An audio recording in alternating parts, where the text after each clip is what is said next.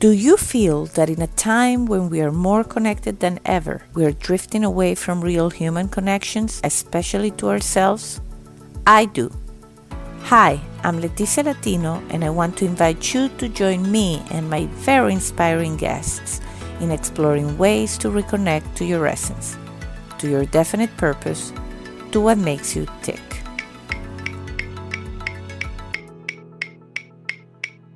Are you ready?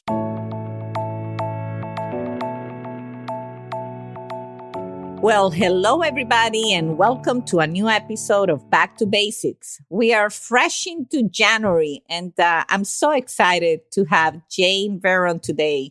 Jane is the CEO and co-founder of the Acceleration Project. She's a visionary and change maker in local ecosystems, gender and diversity equity, and workplace reform. She's a management consultant and marketing executive turned small business advocate, angel PE investor, and board member. I mean, she's so many things. This is going to be an amazing episode. She also blends her business expertise with public sector experience as elected village official. Hello, Jane, and welcome to Back to Basics. Oh, it's so great to be here. I'm so excited to spend this hour with you. Well, I'm even more excited. And for full disclosure for the audience, I met Jane a few months back, and I'll share a little bit more about something we are involved in together. But, I was so overwhelmed by, just who she is as a person, her, her knowledge, just the way she is. So I always say I want to work with people I enjoy. And you, Jane, are the one of the best examples of that. Oh, I feel the same about you. As soon as I met you, I loved your commitment and passion and dedication. And so I can't wait to talk more. Well, then let's start from the beginning, Jane. I mean, you have an impressive background in terms of studies, but I want to know, where are you from? Share with us, how was your childhood? What were you passionate about when you were a child? I grew up in Westchester County, right out in White Plains, New York, right outside the city. My family really focused so much on the well-being of the two daughters, my sister and I. My parents were so devoted to us and really underscored the importance of education. Both my parents' families had immigrated, their grandparents had immigrated to the country and really built up a life here.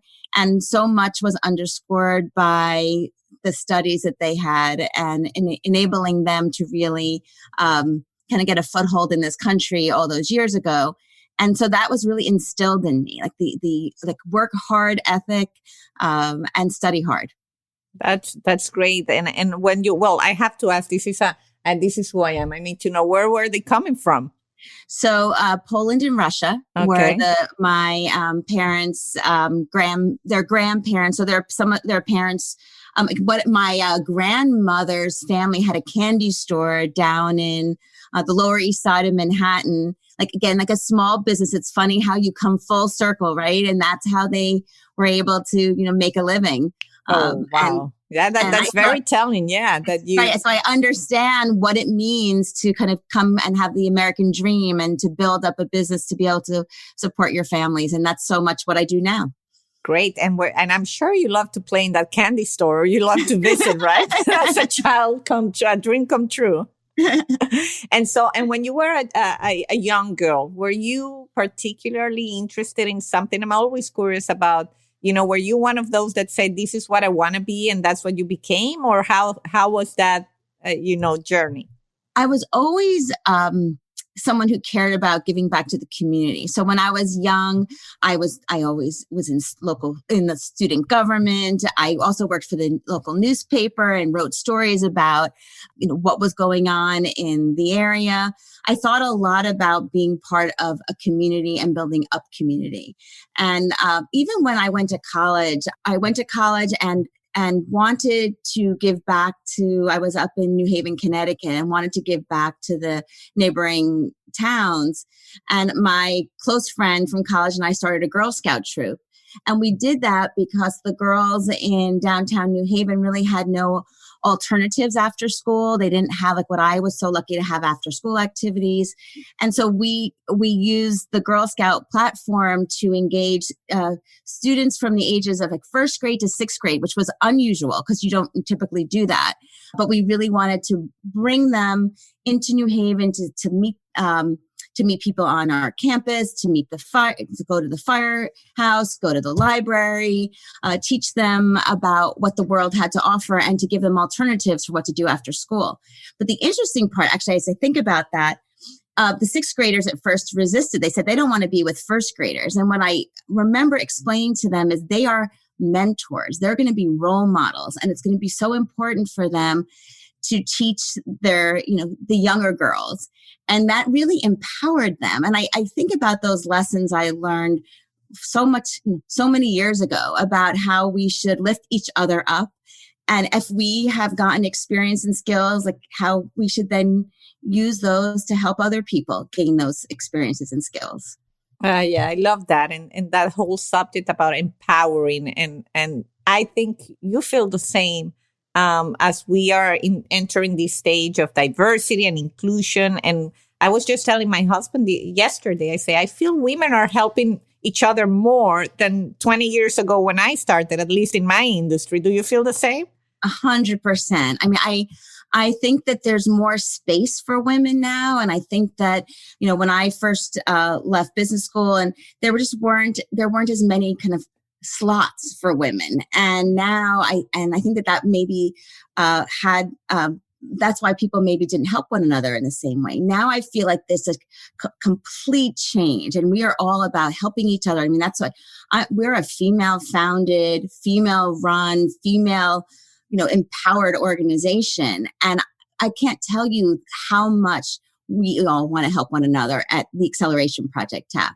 And we also, and we'll talk more about that later, but it's who I work with day in, day out, these amazing women who want to give their time and talent to improve the world. Yeah, and that's why you're a perfect guest for this podcast.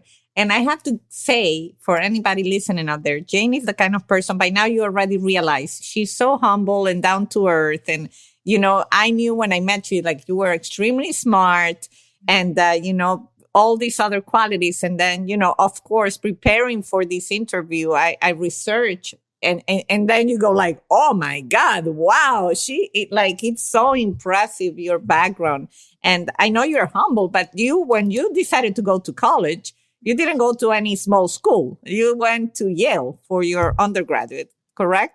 Yes, I did. And it was an incredible experience because it opened your mind. And I felt like that the exponential growth in like my intellectual development, but also I got to meet people from all over the world and learn about, the struggles of all, because it's, when you're growing up in one particular area, you don't necessarily know what others have to contend with. And I remember sitting next to a friend who I just met, and he told me about his life on a farm. And I didn't know anything about what it might have been like to live on a farm. And he had to get up, as the sun rose every day and take care of the animals. And then he had to do his studies. And I thought, wow, like that must have been so demanding for him.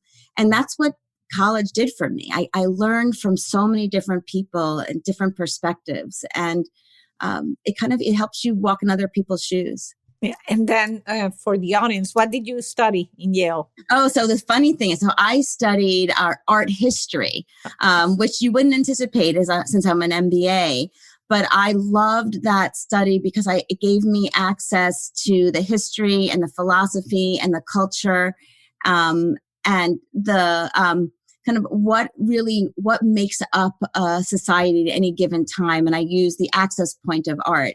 And I loved that. I studied in London. I researched, for my thesis, I researched Victorian era. I talked a lot about child labor laws, and I used, the painting as an access point, but did really great for, primary research on that topic. And so when I went to, after college, I went to work at a management consulting firm, Bain Company, and I persuaded them that the studies and the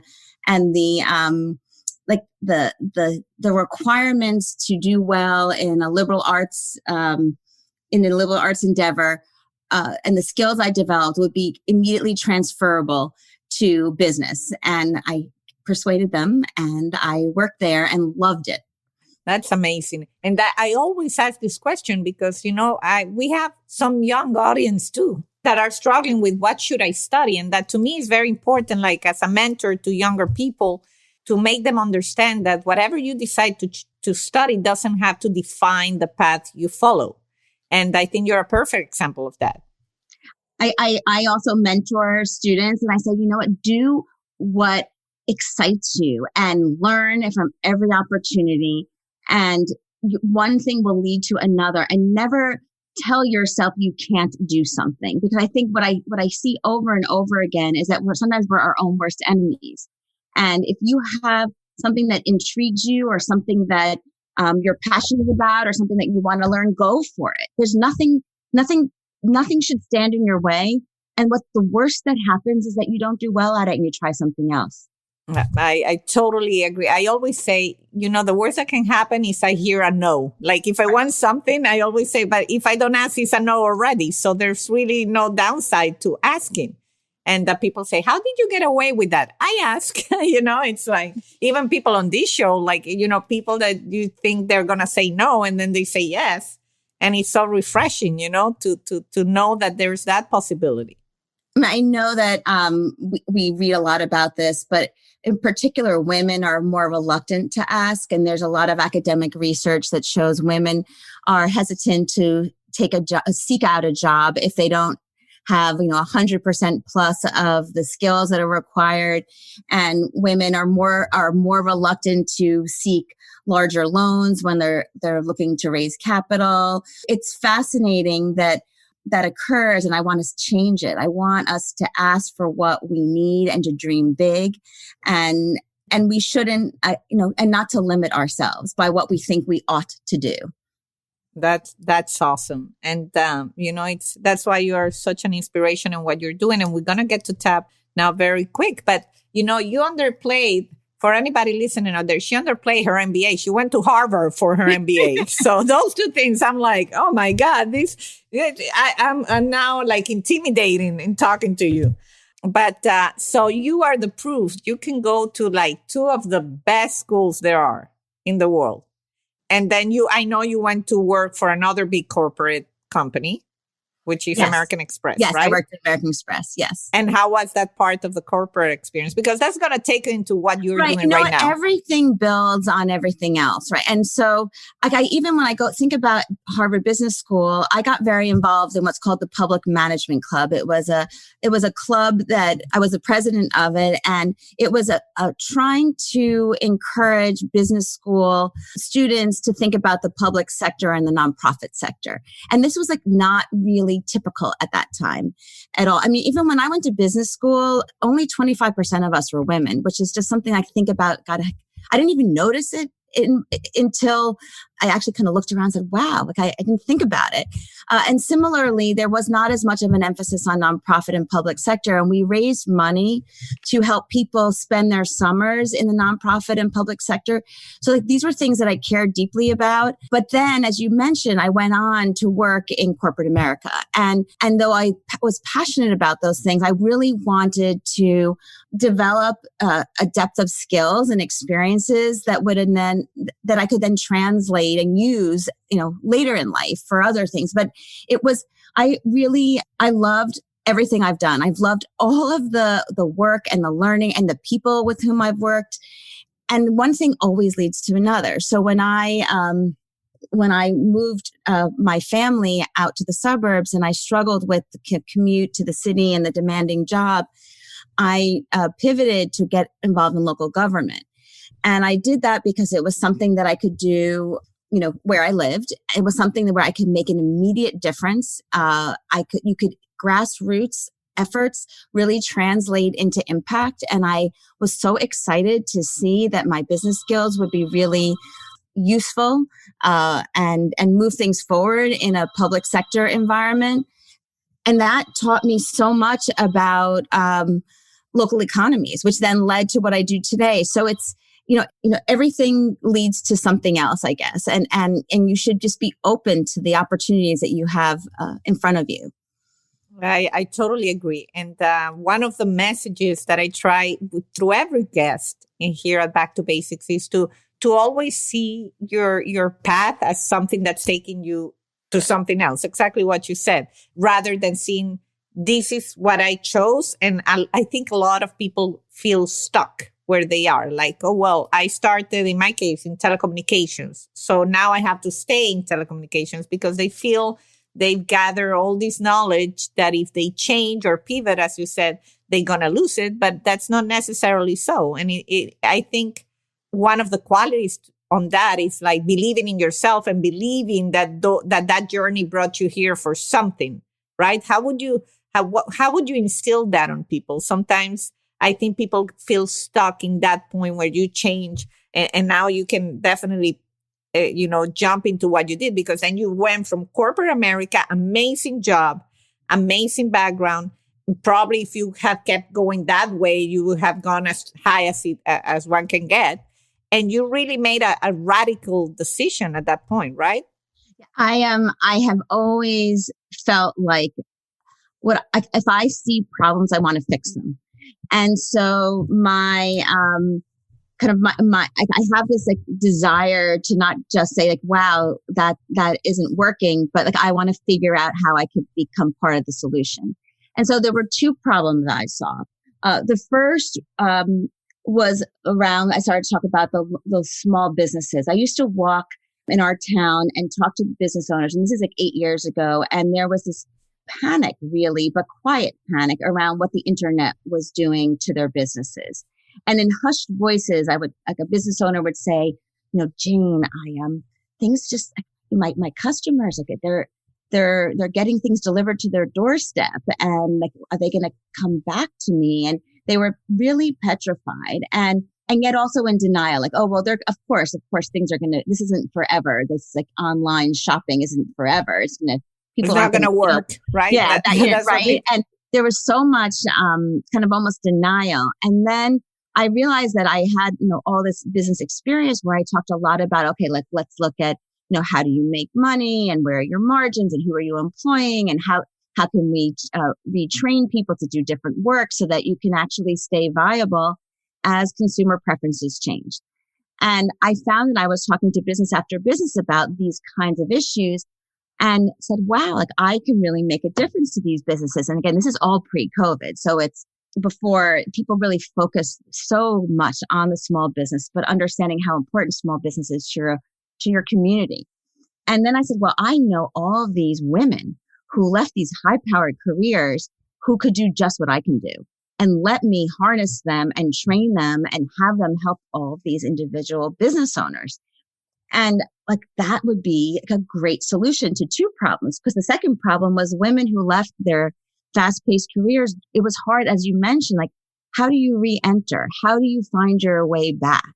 And I know there's a lot of support given, which is wonderful, around coaching and resume building, resume writing. But I really was focused on proving to people that they have great skill by doing. Like if you do, you get emboldened. You feel like, wow, yes, I have very relevant, I have very relevant knowledge and I'm good at what I do. And now I'm ready to go out and, seize the day. And so I kind of married those two needs and formed the Acceleration Project. And so what we do is we take these high-powered business professionals and train them to translate the concepts they learned in their Fortune 500 companies in Wall Street and translate the content into what's accessible to a small business owner. And we focus on small business owners who haven't had access to the opportunities we had, who have, can't afford market rate consulting services. We focus on women and we focus on people of color, and we want to afford those who have really, for a whole variety of reasons, racism and, institutional bias and all others, who haven't had the opportunities to get access that others have had. And so that's the heart and soul of what we do. We want to accelerate their businesses. And what their businesses do is they provide jobs and they care for their families and they keep our economic engine going. And it feels so good to do what we do.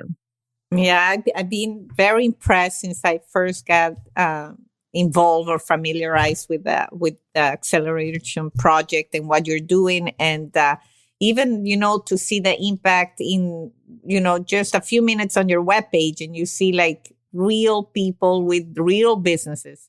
So grateful that they've got the help, and it's really an amazing formula you put together, because you see also the consultants and people helping, feeling they are giving back to the community, feeling useful again, feeling they are putting their skills to the best use. And it's really amazing. And I know you have very ambitious plans for it. And that's how we first connected. And I fell in love with the project and fell in love with the people involved. Everybody, it's really hands-on.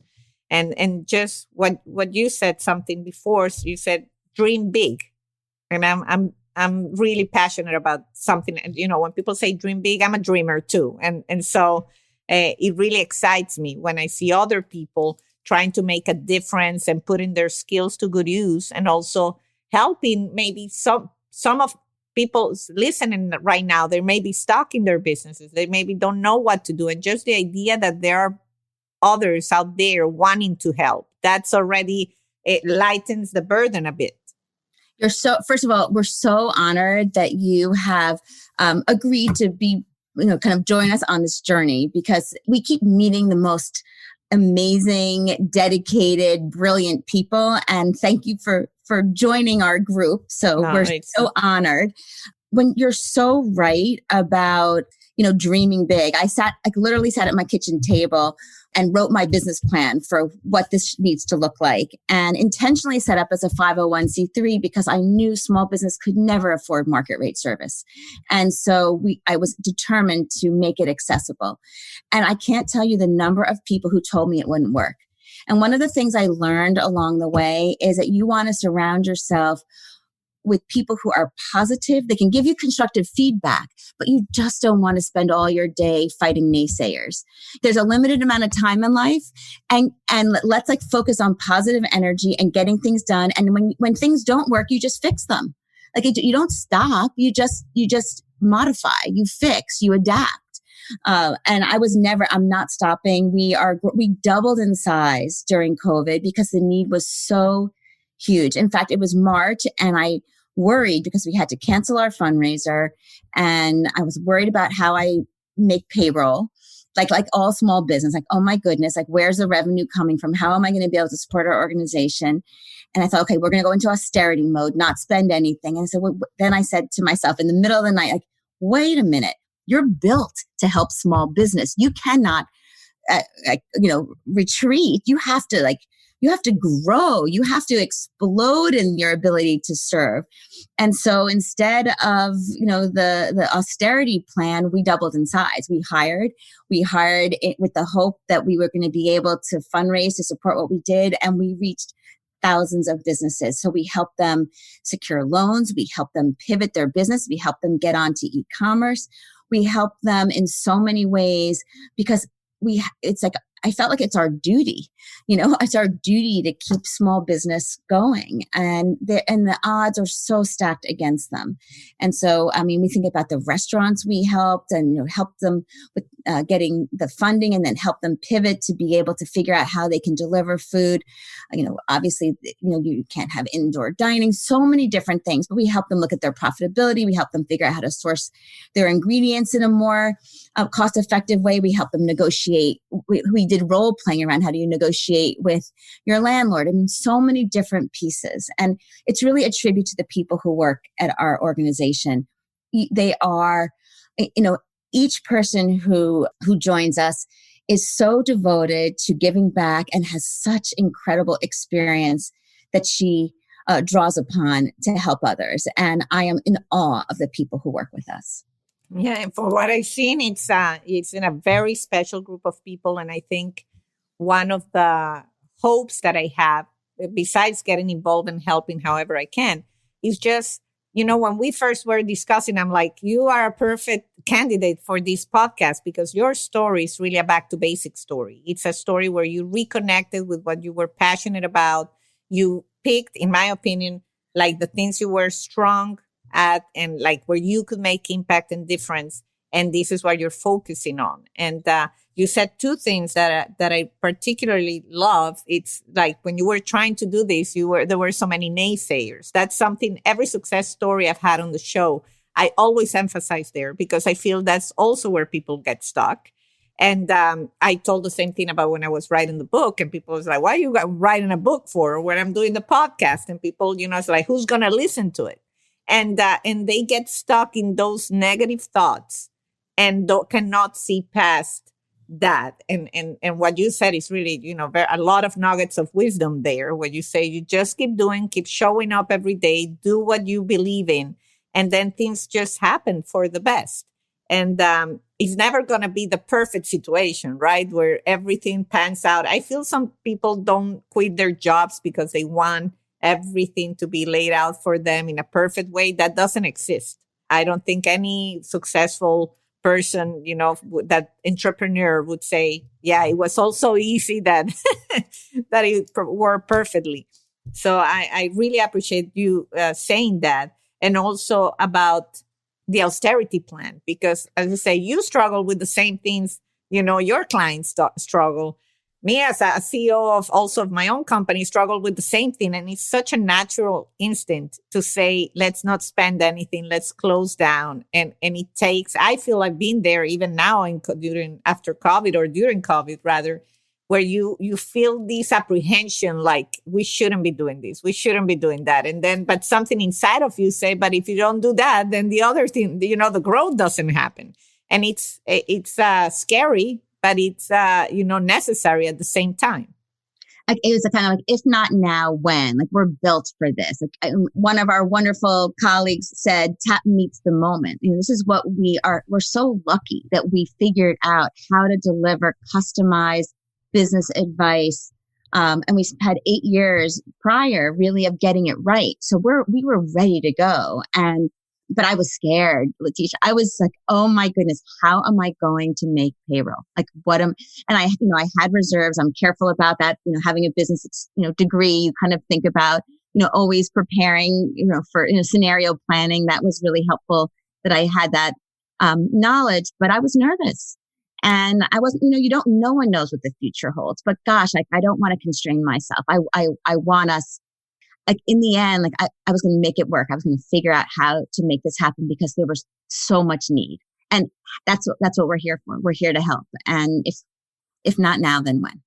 Would you say it's your mindset? Like I always I call it, what makes you tick, I think is very obvious, but what would you say when in those moments of fear, when I'm sure you've had moments where you say, is this worth it? Or, can I quit? I mean, I don't know about you. Sometimes I work in the family business. I'm like, can I quit? And I have that for a second, and then I connect to something within me, like the higher purpose, right? In my case, is the family legacy and all that stuff that kind of gets me moving again. What is it for you? Well, I feel like I just like to do. I like to get things done. And I feel so much better when I'm in motion.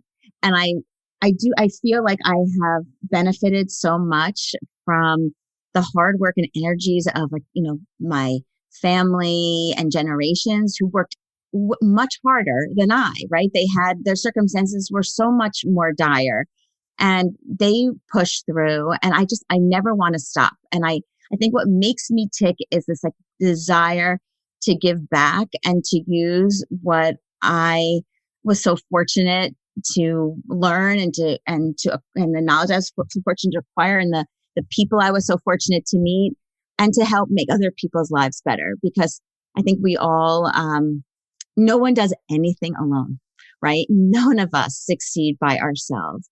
And it's really, like together, I think we can all boost one another up. And I'm all about lifting up. And I think that life is too short to focus on the negative, and we need to focus on collectively elevating one another.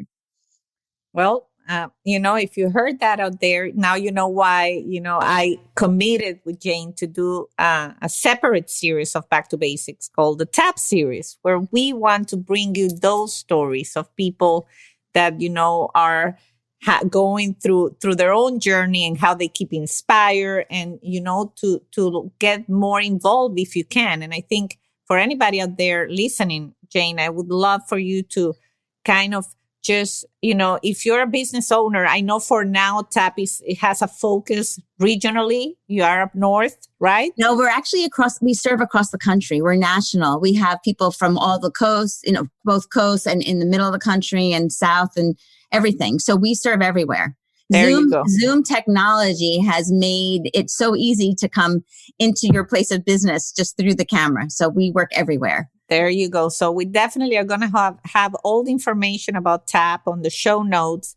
And this is something I'm personally involved in, and I'm a big believer. And this is one of my, let's say, exciting highlights for 2021 in doing this, because I also feel I've lacked. I feel I've helped in my, let's say, close circle, people I know. I try to make a difference. I definitely feel I could do more than what I'm doing. And this really came to my life in a moment where I say, okay, this is a vehicle where you really can help more people and just also put amazing stories out there, which is what this podcast is about. So it's really like a perfect blend of everything.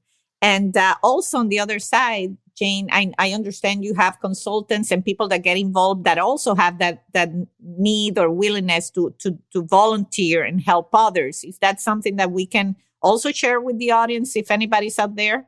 Thank you so much. On our website, it's at www.theaccelerationproject.org.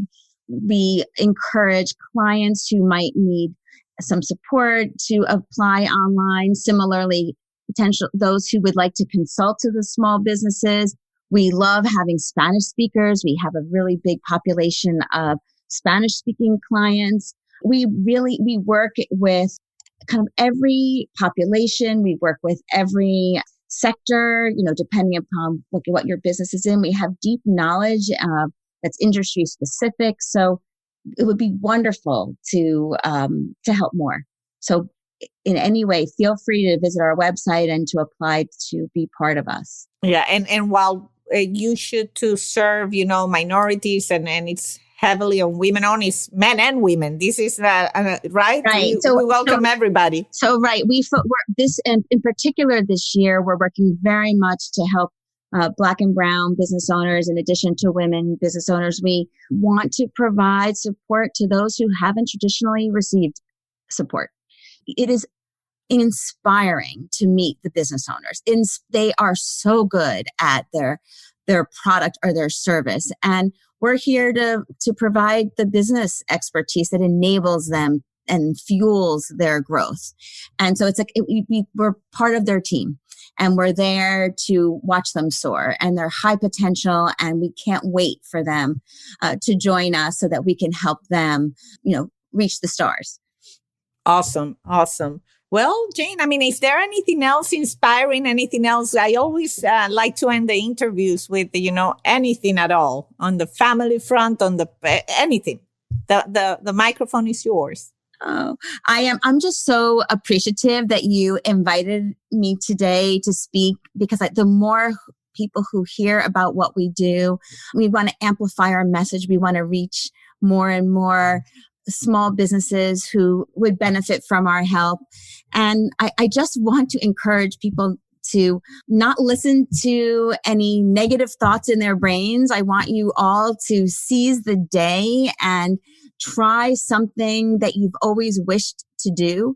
I feel so excited every morning when I get up that I get to go and spend my day doing something that I feel incredibly passionate about. It is a gift to me that the work I do on a day-to-day basis is something that energizes me. And I encourage others to keep iterating until you find that passion and that work that will keep you going, because that in the end, that's what we're here for.